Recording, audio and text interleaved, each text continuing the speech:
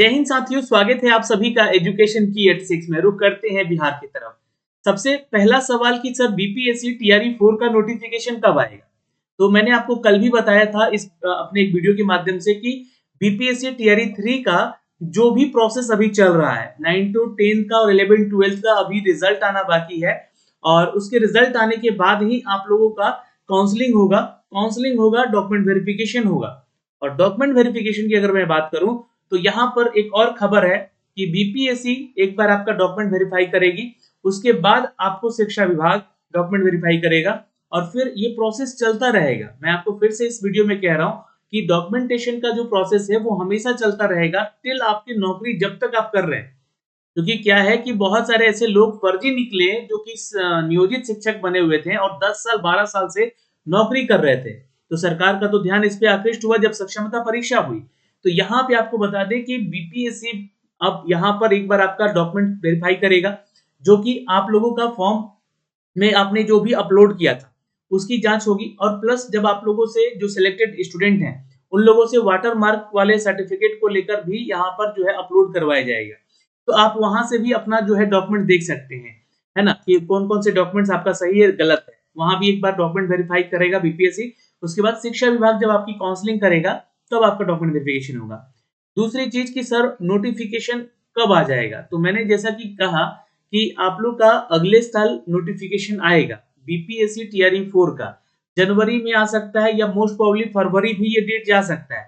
लेकिन एग्जामिनेशन लेने की अगर बात करें तो ये खबर आई है कि आप लोगों का एग्जाम जून जुलाई से कंप्लीट भी करवा लिया जाएगा और सितंबर अक्टूबर से फिर आपका एक नया नोटिफिकेशन बीपीएससी टीआरई 5 का जारी कर दिया जाएगा। तो ये प्रोसेस है, लेकिन आप कितना तैयार हैं अपनी बातों को लेकर, अपने करियर को लेकर, क्योंकि आपके लिए यहाँ पर जो है कोई आवाज उठाने नहीं आएगा।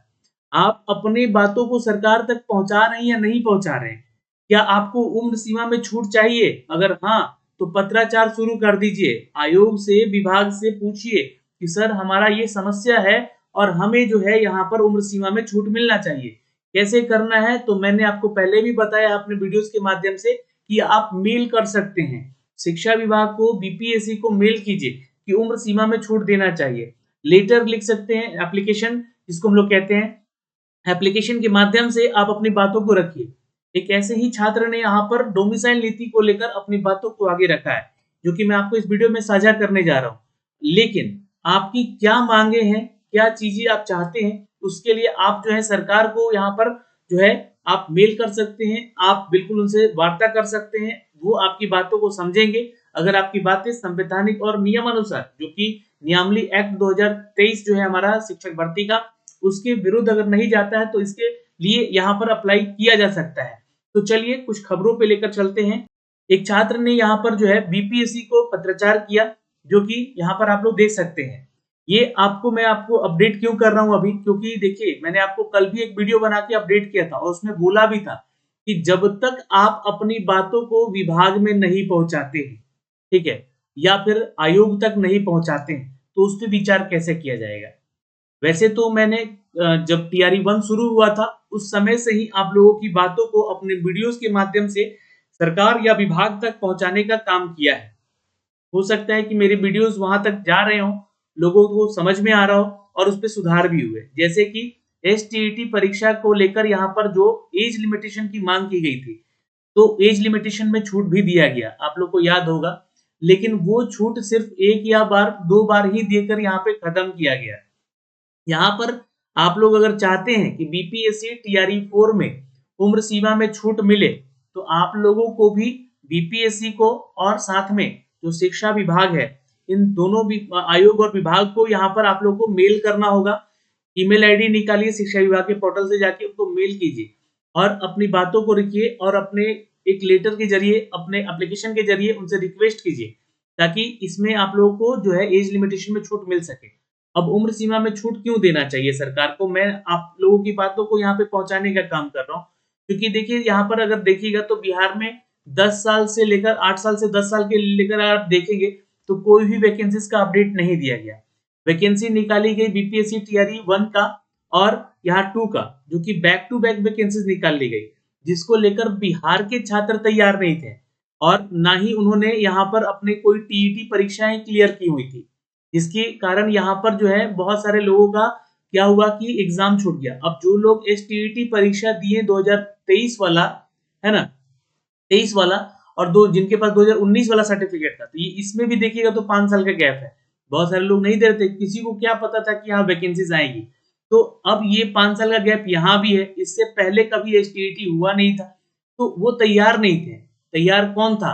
तैयार थे अन्य राज्य के छात्र जिनका कि सिलेक्शन हुआ 1 to 8 कक्षाओं में, उनके पास सीटीईटी जैसी पात्रता परीक्षाएं क्लियर थी, उनको तुरंत मौका मिला, वो तैयारी में थे, उनका सिलेक्शन ज्यादा हो गया यहाँ पर।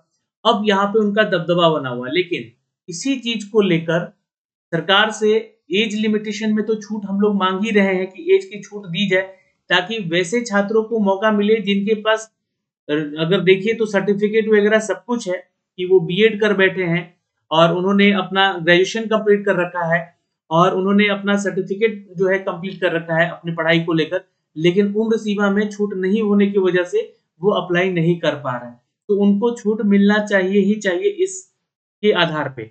दूसरी चीज की एसटीईटी जो है सेकेंड फेज का एग्जाम तुरंत करवाया जाए टीआरई 4 से पहले। टीआरई 4 से पहले एसटीईटी का एग्जाम करवाया जाए, ताकि वैसे छात्रों को मौका मिल सके जो कि एसटीईटी पहला फेज में भी सफल नहीं हो पाया, क्योंकि इस बार रिजल्ट आप लोग देखिएगा तो मात्र 70% ही रिजल्ट हो पाया है।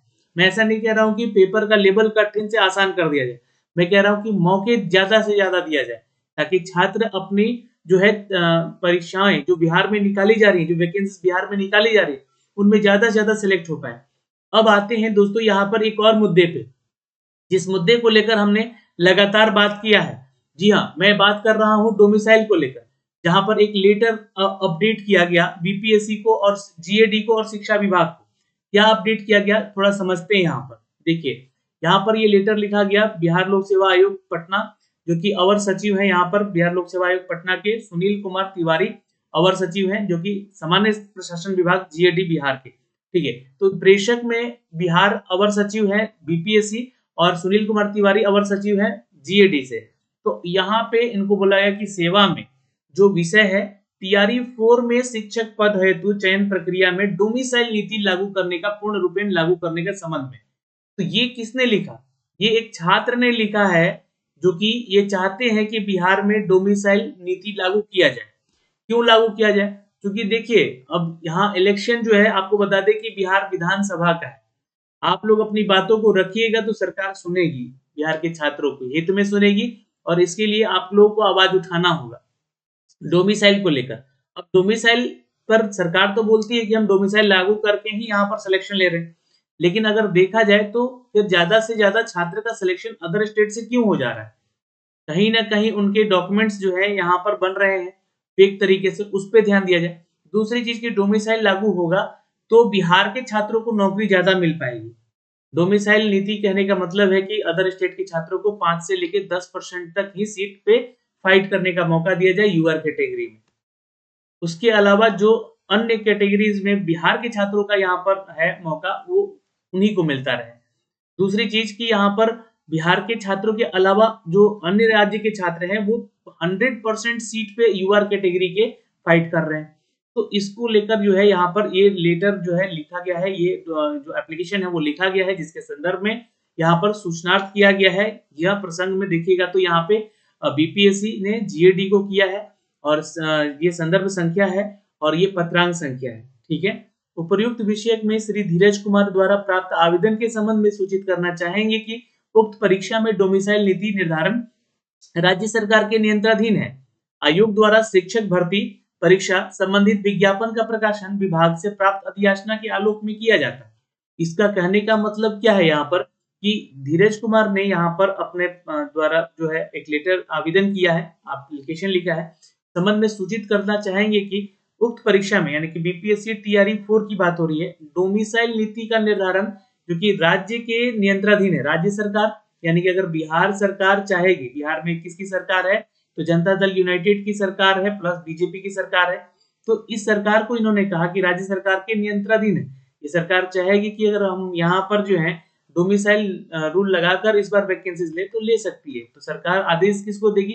शिक्षा विभाग को। शिक्षा विभाग जो है अपने नियमावली में सुधार करेगा और यहाँ पर जो है ये लेटर लिखेगा जीएडी को। जीएडी जो है फिर आपको सामान्य प्रशासन विभाग जो है बीपीएससी को बोलेगा कि हाँ आप ठीक है डोमिसाइल नीति पे यहाँ पर लागू कर सकते हैं बिहार में, तो इसके आधार पे आपकी वैकेंसीज ली जाएंगी।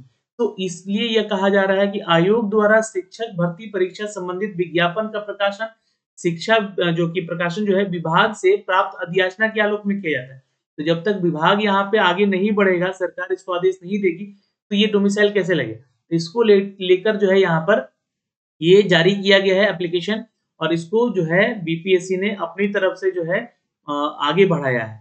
ठीक है, तो शिक्षा विभाग तक ये मैटर जाएगा, सामान्य प्रशासन विभाग तक ये मैटर जाएगा और यहाँ पर डोमिसाइल लागू करने की प्रक्रिया पे काम किया जा सकता है।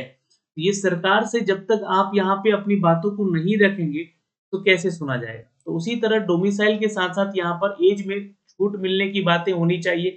ठीक है, और जो भी परीक्षा का तिथि है उसका कैलेंडर जो जारी किया जाता है उस डेट पे कराया जाना चाहिए, क्योंकि क्या है कि अगले साल फिर इलेक्शन खत्म हो जाएगा, जो कि 2025 का इलेक्शन विधानसभा वाला, फिर उसके बाद का क्या प्रोसेस है, क्या उस पर सरकार जो भी आएगी या फिर ये सरकार रहेगी तो क्या उस पर कार्य करेगी या नहीं करेगी। तो इसलिए कैलेंडर पे फोकस किया जाए और कैलेंडर जो जारी हो रहा है उस पर कार्य किया जाए, ये आदेश सख्त से सख्त दिया जाए।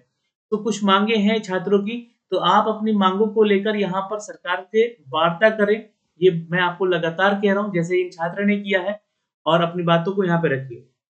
आप लोगों ने हाल ही फिलहाल में एक अपडेट और देखा होगा जिसको लेकर छात्रों ने आवाज उठाया, 35% हॉरिजॉन्टल आरक्षण को लेकर, जो कि मैटर जो है बीपीएससी टीआरई 3 में एकदम लागू किया गया। यहाँ पर जो आप लोग का रोस्टर तैयार करके जो दिया गया उसमें 35% हॉरिजॉन्टल आरक्षण ही महिलाओं को लगाकर दिया गया, जिससे कि उनका सिलेक्शन ज्यादा से ज्यादा पुरुषों का हो पाया है। तो जब तक अपनी बातों को आप नहीं रखेंगे तो फिर कैसे चलेगा, आप ये बात को ध्यान रखिएगा। अभी के लिए तो इस वीडियो में इतना ही, लेकिन फिर मिलेंगे नए अपडेट के साथ। जय हिंद, जय बिहार।